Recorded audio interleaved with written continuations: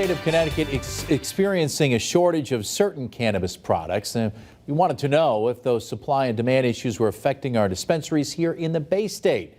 Good Thursday evening and welcome to Western Mass News at 6. I'm Chris Pisano. And I'm Abby Carnevale. Western Mass News reporter Reagan Lockery joins us live in studio after getting answers. Reagan? Yeah, Abby and Chris, turns out here in Massachusetts we have the opposite problem. I spoke with Six Bricks in Springfield and they tell me they have more than enough flour to go around. And with clients from Connecticut crossing the border to shop, business is booming. We see a multitude of Connecticut customers that are still coming into the state of Massachusetts for a multitude of different reasons. The state of Connecticut legalized recreational cannabis use back in July of 2021. Years after Massachusetts began rolling out adult use marijuana in the fall of 2016.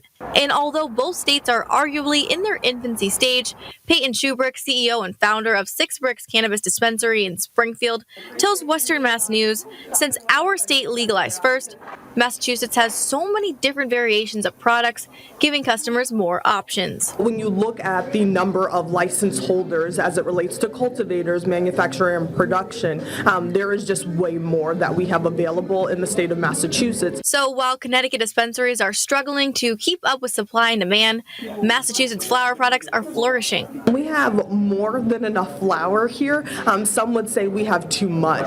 And so that allows for a price point that is more obtainable for folks. Western Mass News caught up with one shopper from East Windsor, Connecticut.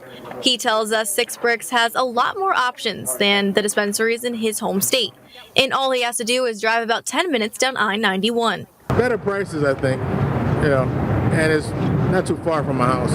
Shubrick explains that another thing she believes may be encouraging participation from Connecticut customers is how much you can buy. In Massachusetts, customers can legally purchase 28 grams of product, whereas in Connecticut, you can only buy about 14. Now, I also asked what happens when Connecticut catches up, and Shubrick tells me everyone in the cannabis industry is a little nervous about how their revenue will be impacted as more states come online.